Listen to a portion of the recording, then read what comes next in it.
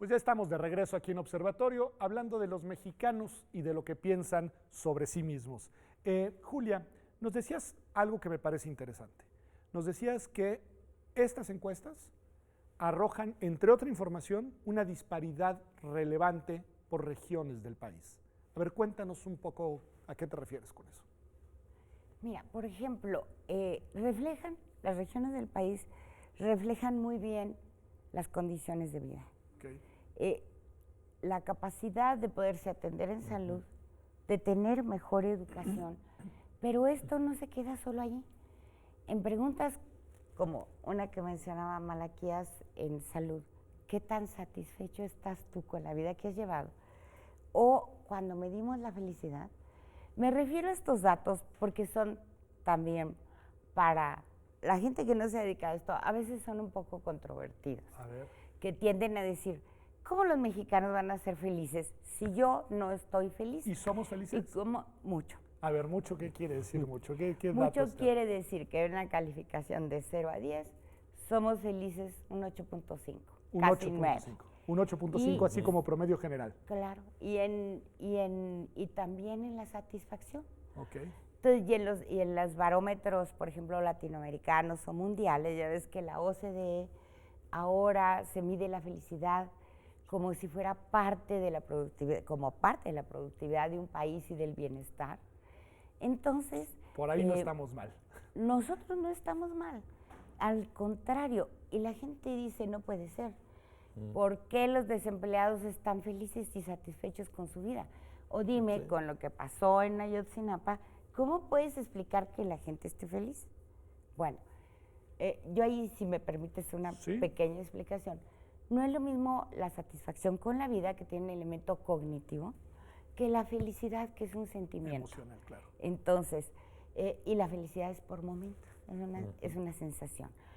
¿Qué tan satisfecho estás con tu vida? Implica una evaluación de qué hice, a dónde quería llegar, es otra cosa.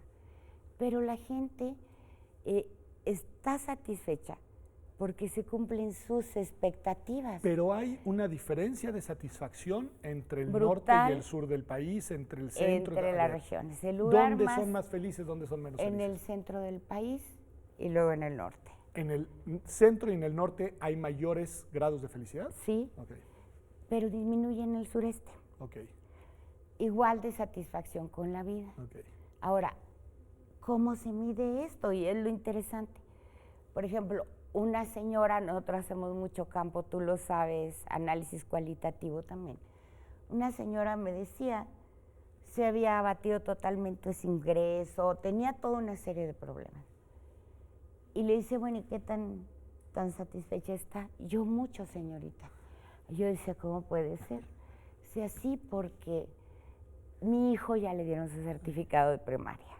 O sea, hay una satisfacción, la digamos, satisfacción por otro lado. tiene que ver con tus expectativas. Tú no estás insatisfecho porque no seas millonario, porque lo que tú querías era que tu hijo terminara la primaria. Así es como empezamos a... ¿En salud hay algo similar por lo que hace a regiones y por lo que hace? A ver, cuéntanos un poco, Malaquías. Mira, los datos es difícil asegurar que nos dan evidencia regional muy consistente por el tamaño de la muestra. O sea, así se diseñó el estudio. Otras, como la Encuesta Nacional de Salud, sí te permiten ver variaciones regionales. Pero en general lo que tenemos, como dice Julia, la gente se siente satisfecha a menos de que presenten un episodio de enfermedad. Cuando tienen episodios de enfermedad sí tenemos insatisfacción y sí tenemos pues sufrimiento de la gente, porque muchas veces no encuentran la respuesta que consideran necesaria. Pero en general da la misma idea. La gente del centro del país se declara con más frecuencia feliz, satisfecha, aunque cuando están enfermos son más demandantes en el centro del país que en otras regiones. Y yo creo que tiene que ver con la mayor disponibilidad de recursos. Como hay más, estamos acostumbrados a tener más. En otros lugares, como en el sur, donde no hay, pues ni siquiera se quejan porque nunca ha habido. Está bien. Julián, Malaquías nos decía sobre este tema y nos lo ha reiterado en tema de salud. Han habido encuestas en distintos momentos a lo largo del tiempo. En otros temas sucede lo mismo. ¿Hay algunas encuestas nuevas, sin precedentes, sobre algunos temas que nunca se hubieran levantado ejercicios como estos? Claro que sí. En la colección. Y ahí, cuando nosotros hicimos ese rastreo de los problemas, encontramos que también dentro de cosas que se mencionan, hay situaciones sobre las que nunca se había hecho una encuesta. ¿Cuáles y son, no había información disponible. Mira, por ejemplo, para empezar con una que, bueno, de pasada haciéndote propaganda, tú elaboraste, no había ninguna encuesta nacional de religión. Sí, a mí me encantó hacer Nosotros además el no ejercicio. no conocíamos, sabíamos por intuiciones, por alguna que otra pregunta de encuesta, el trabajo de los antropólogos, pero no sabíamos cómo vive la gente su religión, cómo la practica, cuáles son sus modalidades. Hay toda una serie de cosas que no teníamos. Entonces, la relación entre sus convicciones claro, religiosas y sus prácticas cotidianas, prácticas, que no necesariamente responden ¿y cómo a los... persiste esta idea del Estado laico entre la población? Sí, sí. A ese libro lo intitulamos así, un Estado laico con sociedad religiosa, lo cual pues creo que es lo que nos arrojan los datos de la encuesta exactamente. Claro. Luego, un tema que hoy está presente en el escenario, y curiosamente no había nada, una encuesta nacional de derechos humanos. Okay. No existía, y tú dices, bueno, a ver. ¿A cargo de quién estuvo el tomo de derechos humanos? No el tomo de derechos humanos del doctor Luis de la Barreda, que dirige el Programa Universitario de Derechos Humanos. Luego, una de las grandes exigencias de la sociedad, que plantea toda la sociedad, pero que vemos que es un problema fundamental en la vida de los jóvenes, es la justicia. Justicia. Y no teníamos ninguna encuesta nacional de justicia, en el instituto hicimos algunas cosas, pero no había ninguna. Luego, la relación del Estado, la relación del gobierno federal, los estados y los municipios, y no había nada de federalismo. También está hecha por algún investigador del instituto, el doctor Valadez. Luego, ¿cómo nos movemos los mexicanos? No hay una sola encuesta, y entonces hay una encuesta nacional ahora de movilidad y transporte. ¿Cuántas he dicho? Porque siempre se me olvida alguna. A ver, ahorita bueno, dos más, ahorita en un minuto me acuerdo. Pero aprovecho para preguntarle a Malaquías, me imagino que has podido echarle un vistazo, además de la encuesta de salud, alguna de las otras encuestas. ¿Algún dato, alguna referencia, algo que te haya llamado la atención y que nos quieras compartir de lo que has leído, digamos, en la colección? Sí, claro. Bueno, de entrada al tema de la religión. Fíjate que yo creo que los mexicanos estamos contentos en gran medida porque no tenemos un referente más exigente, y tiene que ver también quizás con, es una hipótesis, con que pues aceptamos lo que Dios nos mande. Y entonces pues si nos manda la enfermedad, pues ni modo, vivimos la enfermedad. Si nos manda la muerte, pues ni modo, nos morimos, ¿no? Y yo creo que esto no tiene por qué ser de esa manera, pero bueno, habrá que explorar. Es algo que ya surgió, ¿no? El tema de la transportación, perdón, me trabé, también nos llama mucho la atención, porque nuestro modelo de atención en el campo de salud son los hospitales. Entonces el hospital no va a la gente va al hospital. ¿Qué tanto de verdad pueden ir si los grandes hospitales están concentrados? Me impresionaron los datos de, por ejemplo, de cómo en los grandes centros urbanos las personas se desplazan únicamente una vez al día para ir a su trabajo y una vez para volver, y no pueden hacer desplazamientos intermedios por cuestiones de distancia, tiempo y obviamente déficit de servicios públicos de transporte. Es un dato abrumador que te da pistas de políticas públicas que deberían de adoptarse en esa materia, ¿no? Ciertamente, digo, porque pues sales de tu casa, vas a trabajar, regresas a tu casa y estás muy contento y muy satisfecho con tu vida, ¿no? Habría que explorarlo con más detalle. Es una gran paradoja. Julia, ¿a quién le pueden servir los libros de la colección? Si tú me dijeras, bueno, por supuesto que a nosotros los académicos tener esta colección es una joya y nos sirve además para hablar con fundamentos sobre temas variados y diversos, pero ¿qué utilidad puede tener los mexicanos vistos por sí mismos? Mira, una de nuestras preocupaciones en casi todas las investigaciones que hacemos en el instituto es que proporcionen insumos para la toma de decisiones informadas de política pública. Es muy importante que la gente sepa cómo está la situación sobre algún tema para que pueda tomar decisiones informadas. Ahorita hablando de salud, y espero que sí sean tomadas en cuenta, alguna vez a nosotros nos tocó preguntar cuáles son las instituciones más autoritarias del país. aparecieron en primer lugar, en el mismo nivel, la Policía Judicial, que entonces se llamaba así, y el Seguro Social. Entonces, claro, le informamos ahí que requiere algún al tipo de Seguro Social, le informamos, oye, tienes esta... ¿pasaste así? ¿Por qué? Porque justo cuando la gente llega a estas instituciones, como el Seguro Social, es cuando está más vulnerable. Cuando está enferma, vulnerable, va con una carencia, te cierra la ventanilla o te dice, espérese 8 horas, le doy cita dentro de 3 meses, ya no atiendo ahorita. Claro. Entonces la gente se siente verdaderamente agredida. Entonces uno le da esos datos a las instituciones.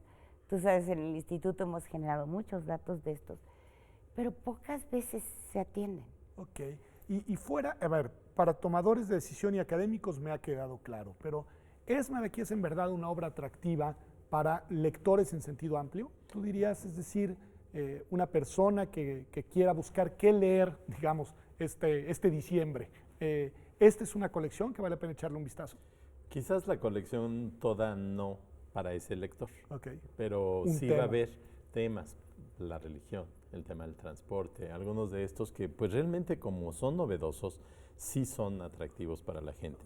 Pero pues creo yo que ojalá los mexicanos que más interés tuvieran en esto sean estos que están involucrados con la toma de decisiones como nuestros legisladores. O sea, ojalá que sus equipos de analistas dediquen este diciembre a leer esta colección para que les alleguen información que sirve para tomar decisiones. Que además entiendo que los tomos van a ser accesibles también en lo individual, ¿verdad? Siguiendo esta reflexión. Claro, es decir, me interesa únicamente corrupción. Pues bueno, pues puedo adquirir me interesa vivienda, pues también puedo. Y fíjate, algo muy importante, que es la primera vez que se hace en el país. Como fue generada la colección con recursos públicos, la colección regresa toda al público. Entonces, no solo la puedes ver en la página de internet. Eso es bien importante, porque yo decía, quien la quiera adquirir, la puede adquirir, quien quiera comprar un tomo, pero este dato sí hay que subrayarlo. Es una colección desde la universidad pública para México público. Y la puedes conocer gratuitamente. En posibilidades de decir, leo este libro que escribieron estos especialistas, pero no me gusta su interpretación. Entonces, están a su disposición cuestionarios, bases de datos. En la misma página. Diseño muestral. Yo puedo ir a conocer cómo se obtuvo, qué se hizo, etc. Está hecho público todo. Si tú quieres y te interesa hacerlo, digamos, en tu estado, lo puedes replicar. O si tú dices, no me gustó este análisis, yo voy a hacer otros cruces, yo quiero hacer otra cosa, tienes todos los instrumentos para hacerlo. Esto nunca se había hecho. Pues cualquiera que lo quiera trabajar, interpretar de otro modo, hacer análisis estadístico secundario o aplicar en alguno de los estados del país, lo puede hacer.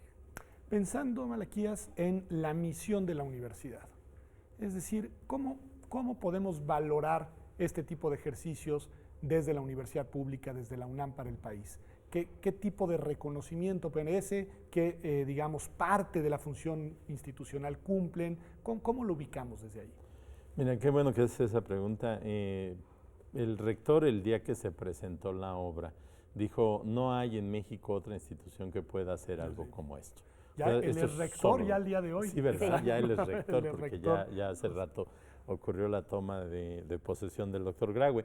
Pero decía el doctor Narro que pues es la universidad lo único que tiene México capaz de en un año hacer algo de esta magnitud a mí me consta además que se hizo en un año el ejercicio. Realmente fue un ejercicio extraordinario. Pero quiero enfatizar lo que está diciendo Julia. O sea, nosotros estamos aquí porque la gente paga impuestos, porque México financia a esta universidad y tenemos un compromiso con nuestra sociedad. Y creo que esto es algo que refleja un poco, al menos nuestra percepción y nuestro interés por hacer patente ese compromiso. A lo mejor hay alguien que discrepe, que diga yo lo quiero hacer de otra manera, pues ahí está la información. Eso también es extraordinario. INEGI ha hecho esfuerzos por poner a disposición de la gente la información que recaba. Pero hay muchos otros proyectos que son financiados con recursos públicos, que se mantienen guardados, que no se le permite acceso a la gente y aquí todo está disponible. Entonces creo que le estamos dando a la sociedad un mensaje importante que ojalá se acostumbre a exigir siempre en todas las instancias públicas de este país. Ojalá aproveche además esta información, digamos, sí. ¿no? O sea, de utilidad pública en el más genuino sentido del término. Esa apropiación de la ciudadanía de este tipo de cosas es importante porque en realidad pertenece a la ciudadanía. Julia, ¿qué sigue? Es decir, después de este ejercicio que ha sido agotador, que ha sido tan, ¿qué sigue con esta colección y obviamente qué sigue con otras encuestas? Bueno, mira, lo ideal, ya lo estábamos pensando el otro día, nosotros tenemos un hueco de información a nivel estatal, a nivel regional y a nivel local. O sea, siempre tenemos encuestas de todo tipo a nivel nacional. Ahora por ejemplo, hay que bajar a los niveles, está bien. Cómo funciona la salud a nivel nacional, pero luego o la vivienda o los valores a nivel nacional. Pero si tú dices en un estado en particular, ya no tenemos información. Y nos hemos dado cuenta cómo difiere mucho el ejercicio y el desempeño institucional de las instituciones que se manejan a nivel nacional, de aquellos organismos que son sus pares en el nivel estatal o municipal. Entonces sigue un gran esfuerzo por, vayamos a verlo, ojalá se pudiera, a nivel de los estados o por lo menos de las regiones. Y bueno, se deriva de aquí muchas cosas. Quiero un poco señalar esto porque toda la gente dice, ¿por qué un área de investigación en este sentido social está en jurídicas? Entonces, la interdisciplina es muy importante y para toda la gente que se dedica a la investigación jurídica, ya desde hace bastantes años, empezó a notar el interés por trabajar con datos que provienen de otras disciplinas y que yo creo que han mejorado muchísimo desde el punto de vista de la investigación, el análisis. Entonces yo creo que también para la interdisciplina es muy importante. Malaquías, tú eres médico. ¿Qué tan importante es un buen diagnóstico? Pues es crucial. Sin un buen diagnóstico, todo lo que hagas son castillos en el aire. Pues sí, esta creo que es una obra que lo que nos ofrece es un muy buen diagnóstico de qué piensan los mexicanos sobre sí mismos. Por eso te felicito, Julia, te felicito obviamente como autor Malaquías, gracias. Felicito a la universidad y me complace además que sea una obra que haya sido coordinada desde el Instituto de Investigaciones Jurídicas. Hemos dedicado el programa de observatorio a este tema en especial, no porque sea un producto académico universitario, sino porque el contenido, los datos de esta colección son datos que tienen que ver con México, que tienen que ver con nuestros problemas, que tienen que ver con nuestros temas nacionales. Así que muchas gracias por haber venido a Observatorio a presentarlos y ya nos iremos tema por tema, Julia, platicando de los hallazgos principales. Muy bien, cuando toque el tuyo me dejas entrevistarte. Por supuesto, con mucho gusto. Muchas gracias. Y gracias a usted por acompañarnos hasta esta sección de Observatorio. Vamos a un corte y regresamos a nuestra sección desde el campus, en la que hablaremos de un tema distinto con Mónica González, ya sabe usted, de lo que ella conoce muy bien, que son las leyes en materia de niñas, niños y en este caso adolescentes. Regresamos.